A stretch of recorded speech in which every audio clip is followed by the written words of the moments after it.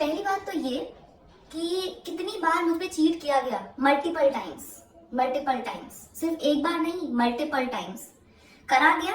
मुझे मुंह पे बोला गया, मुंह पे बोला गया कि I am. Hello everyone, welcome to Informative Buzz. Like I said in the last video, दोनों साइड की स्टोरी बिना सुने कोई भी जजमेंट पास नहीं करना चाहिए और ना ही किसी कंक्लूजन पर आना चाहिए।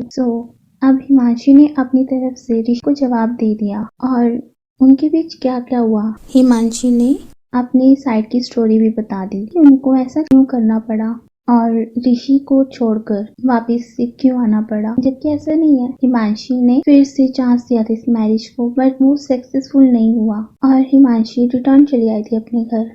हिमांशी की साइड की स्टोरी ऋषि ने तो बता दिया कि क्या है कैसा है। बहुत ज्यादा इसको मैनिपुलेट किया गया चीजों को और अपने वे में उसको टर्न किया गया, फिर ऑडियंस के सामने रखा। इनफैक्ट उसने इतनी क्रूशियल टॉपिक को भी उसके ऊपर भी उसने क्या किया, उसको टर्न करके उसी के अकॉर्डिंग की, उसके बेनिफिट के अकॉर्डिंग वीडियो बनाई। Am I next in line के बाद एक अलग सी वीडियो बनाई, the battle begins. In fact Himanshi को गोल्ड डिगर तक बोल दिया, बट आपने तो बताया नहीं ना कि आपकी साइड से तो आपने कुछ भी बोल दिया। आखिर जब आप पब्लिकली अपने ब्लॉग बना रहे हो, स्टोरी बता रहे हो, तो दोनों साइड की स्टोरी वो भी तो जरूरी है, क्योंकि कई बार एक पर्सन उस चीज को मैनिपुलेट करता है अपने आप को सही दिखाने के लिए, जो कि जरूरी नहीं है कि वो पर्सन सही हो जब तक दोनों साइड की स्टोरी ना पता हो। तो यहाँ इतना होने के बाद हिमांशी सामने आई है और रिप्लाई दिया, ऋषि को रिप्लाई दिया जो वो मैनिपुलेट कर रहा था कब से, और उसको इतना कुछ सुनाया, गोल्ड डिगर बोला। तो हिमांशी बोलती है कि वैसे वो वीडियो नहीं बनाना चाह रही थी और ये दिख भी रहा था कि सच में इस चीज को अवॉइड कर रही है। इस टॉपिक को वो लिटरली इग्नोर कर रही थी। ये शो हो रहा था, वो नहीं चाह रही थी कि इस चीज को बोले, बट अभी हिमांशी ने बोला कि इतना सब सुन लिया है। ऋषि को बोलती कि तुमने अपनी साइड की स्टोरी बता दी, बट कन्वीनियंटली कुछ इंपॉर्टेंट बातें छोड़ दी, और अब मैं सच सामने लेकर आती हूँ। उन्होंने बताया कि कैसे जो ऋषि है उसने चीट किया था हिमांशी के साथ, उसने चीट किया, वो भी मल्टीपल टाइम्स। इनफैक्ट उसने खुद अपने मुंह से बोला कि मुझे तुम में इंटरेस्ट नहीं है, मुझे अब दूसरी लड़कियों में इंटरेस्ट है। आई मीन आपकी मैरिज हो गई है, you are married, how could you say that. कोई शादी मजाक तो नहीं है, इनफैक्ट कोई भी रिलेशन मजाक नहीं है। और आप अगर आपके साथ कोई पर्सन लॉयल है तो आप उसके साथ चीट करोगे। पर से उस पर्सन की ऑडेसिटी, वो सामने बोल रहा उसको कि मैं तुम में इंटरेस्टेड नहीं हूँ, बट वो इतना सब होने के बाद भी हिमांशी चुप रहती है ताकि बात का तमाशा ना हो। फिर कई बार ऑडियंस कमेंट करती है कि आप स्माइल नहीं कर रहे, हिमांशी को बोलती तो उस पर भी बोलती कि कोई कैसे स्माइल कर सकता है, और जो वो कभी कदार स्माइल कर भी लेती थी वो भी जबरदस्ती की थी।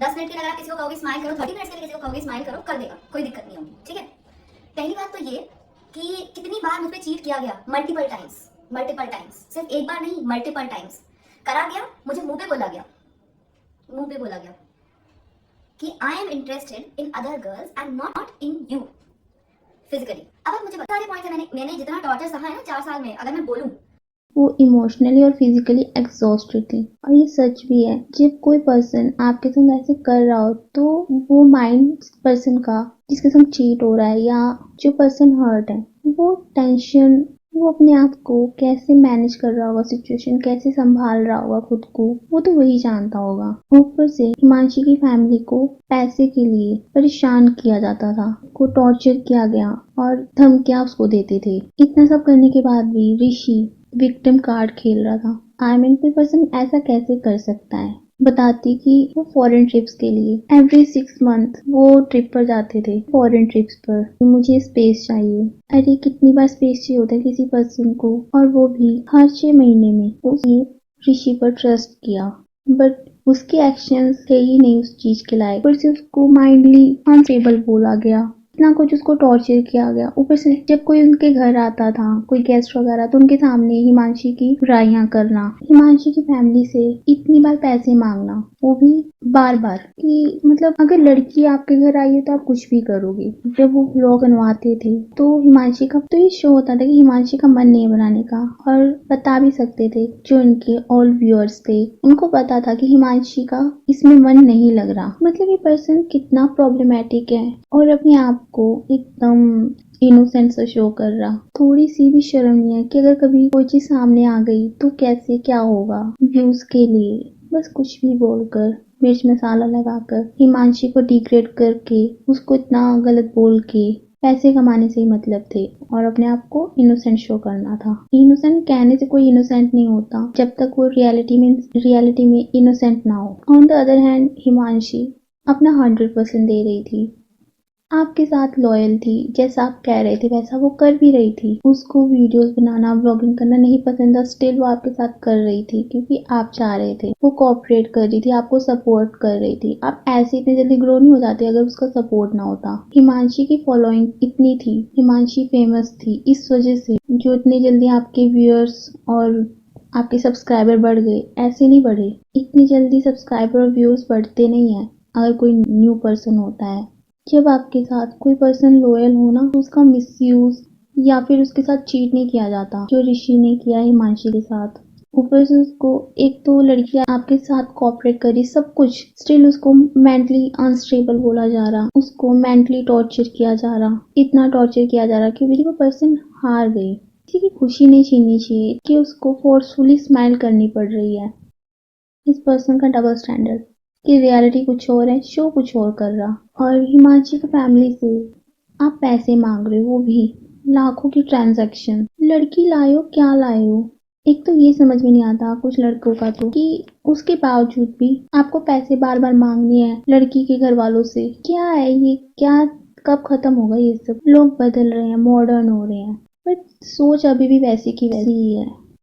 आफ्टर हिमांशी's वीडियो, ऋषि अपने इंस्टाग्राम पर एक पोस्ट शेयर करता है, my humble request to all of you is to hold your judgements for now. I assure you that I will soon come forward with all the necessary proofs. It's disheartening to see how far someone can go with false accusations just to prove their point. I have stayed decent till now, but I believe it's time to address everything clearly. Thank you for your patience and support. अब ये बोल रही हैं कि इतने time तक ये इतने डिसेंट थे और शांत थे। अरे कहाँ से शांत थे?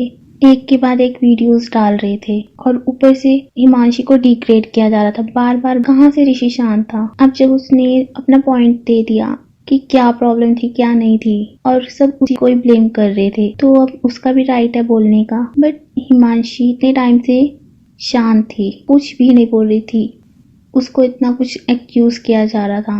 एनीवेज देखते हैं अब ये क्या बताते हैं अपनी साइड की स्टोरी में। सो या that's it for today's video. आपका क्या थॉट है इसे लेकर और आप क्या सोचते हो? कमेंट सेक्शन में ज़रूर शेयर करना। I would love to hear your point of view. And video पसंद आई हो तो लाइक कर देना।